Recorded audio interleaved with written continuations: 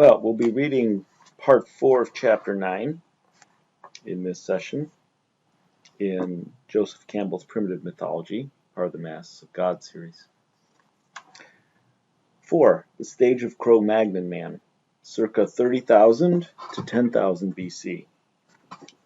The dating of the Aurignacian period varies dramatically according to whether the new carbon-14 estimates are accepted or rejected.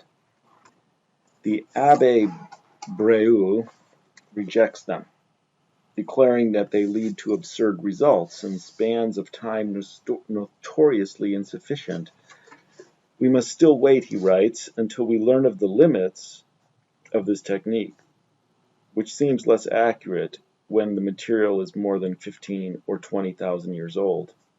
Herbert Kuhn holds to a date for the period of circa 60,000 BC. The Abbé, circa 40,000 BC. Carlton S. Kuhn, on the other hand, accepting the new evidence, suggests circa 20,000 BC. A fair norm, considering the fact that the Würm glaciation was at its peak about 35,000 BC, whereas the Aurignacian almost certainly followed this peak, would seem to be about 30,000 BC. The typical figure of the time, the signature of the time, as Weinert terms him, is Cro-Magnon man, straight and tall, with a brain capacity of from 1590 cubic centimeters to something like 1880, somewhat greater than the modern average.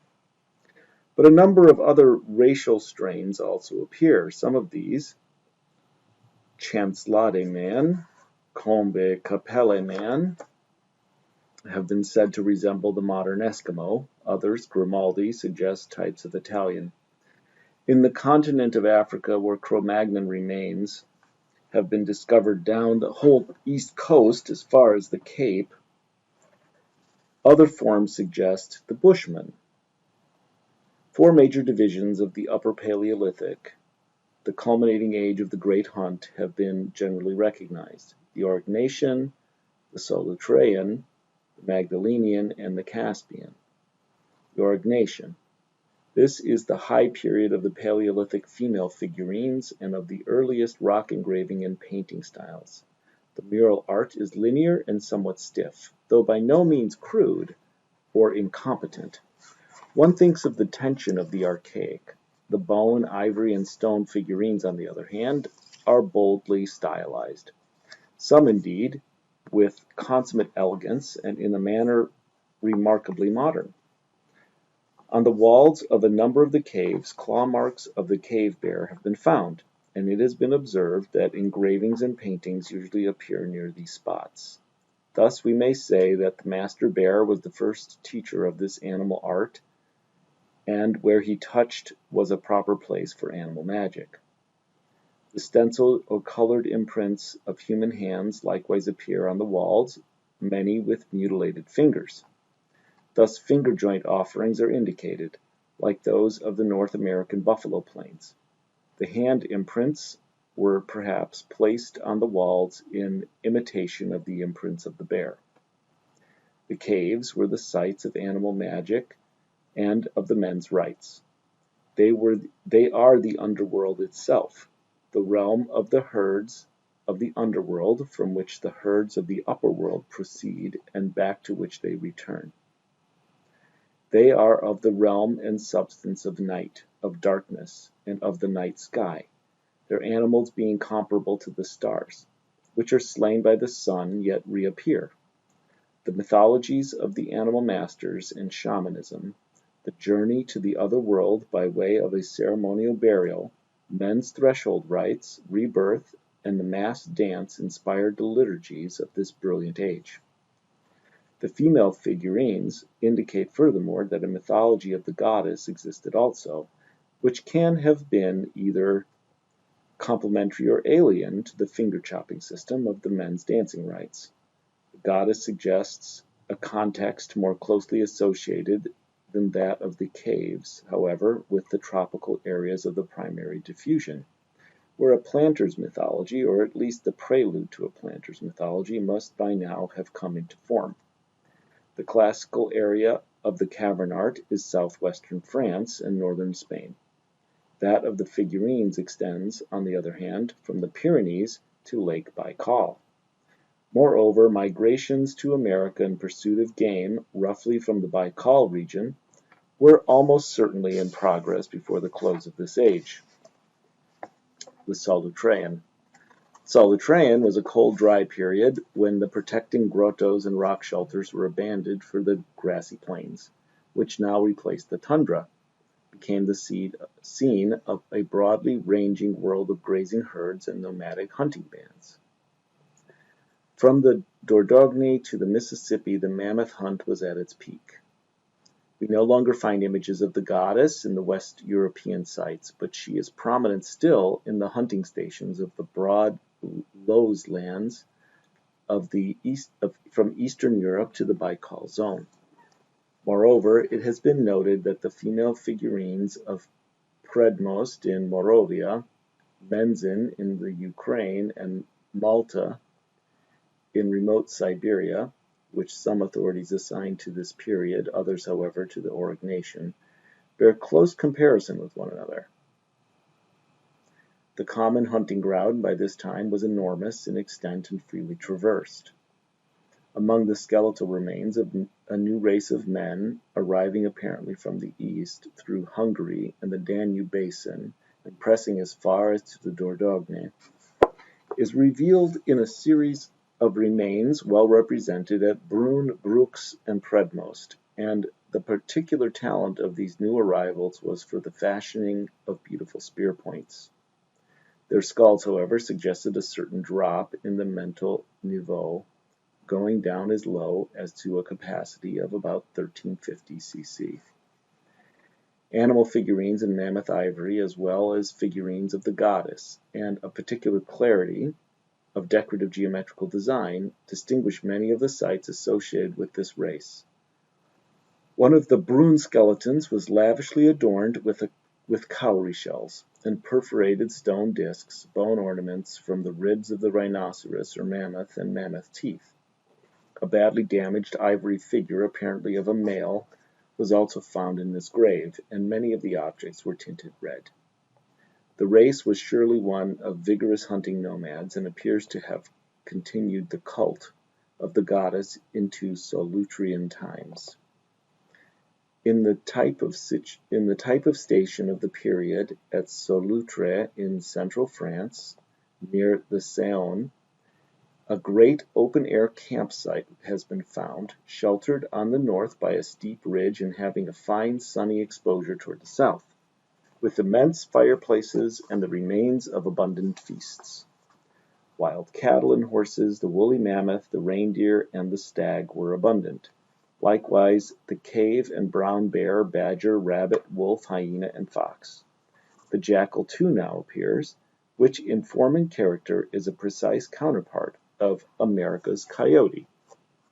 All these beasts must have figured prominently in the animal tales of the period, told at night around the fires, some perhaps already in the roles that they are playing to this day, not only in the folklore of hunting tribes, but also in our children's nursery lore and dreams. The Magdalenian. Another cold, wet period arrived, and the grassy steppes began to give place in Europe to forests of pine. The great herds of the hoofed animals therewith moved toward northern Asia, and with them went many of the hunters. Yet in the temple caves of southern France and northern Spain a firm continuity can be recognized, uniting the Magdalenian with the Aurignacian, as though the intervening Solutrean had been but a passing episode.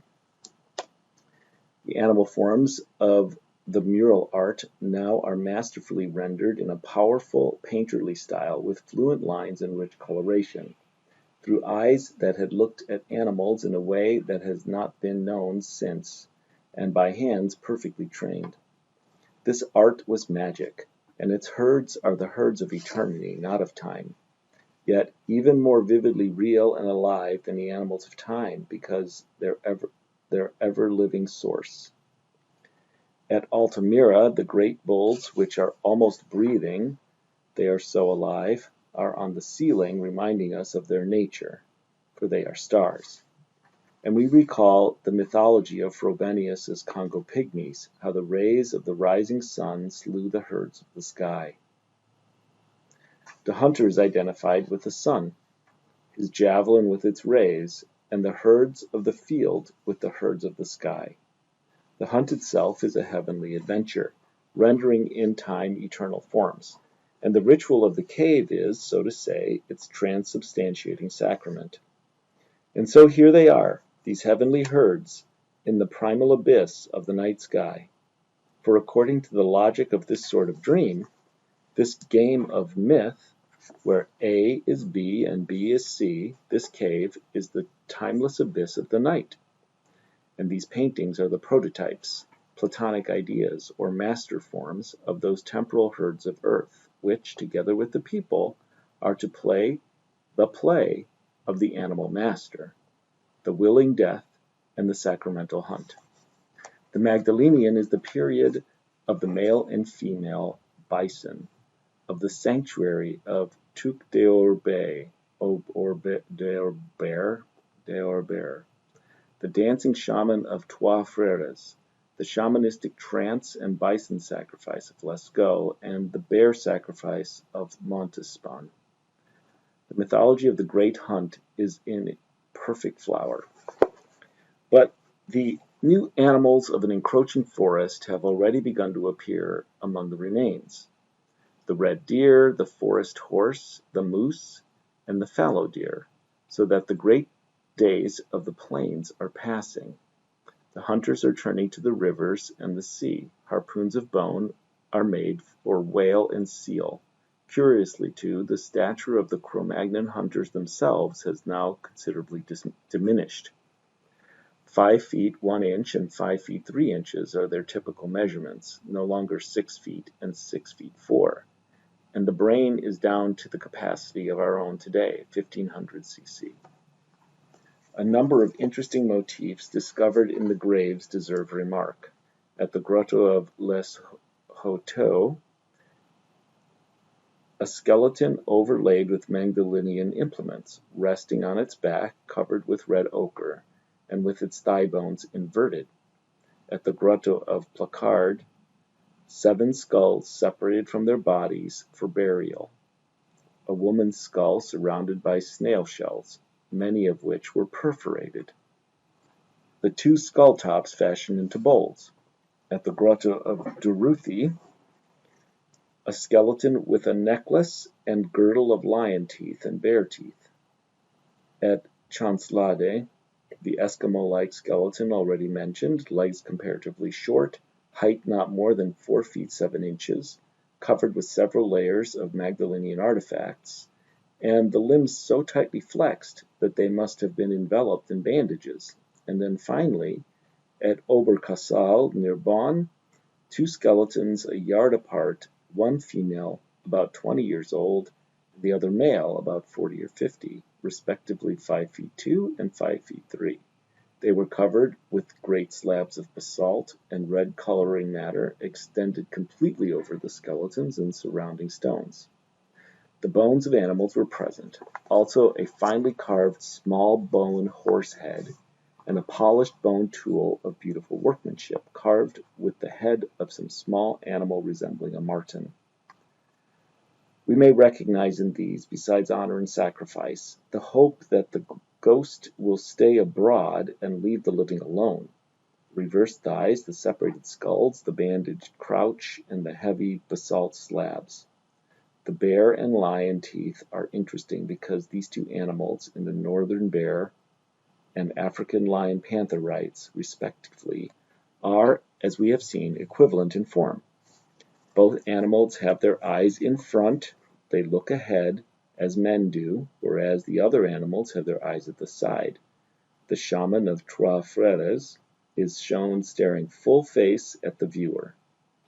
And in North Africa, in the Sahara Atlas range, there is again a lion staring full face at the viewer, in a posture suggesting that of the shaman dancer of the French cave, and placed in such a way as to be struck by the first rays of the rising sun. Like the dancer, furthermore, he is in a position of mastery over a great field of engraved grazing herds. A mythological association is thus suggested of the bear and lion with the sun, solar eye, slaying eye, and evil eye, as well as with the animal master and the shaman. This must have been for millenniums one of the dominant mythological equations underlying the magic of the Paleolithic hunt. We'll stop there for today.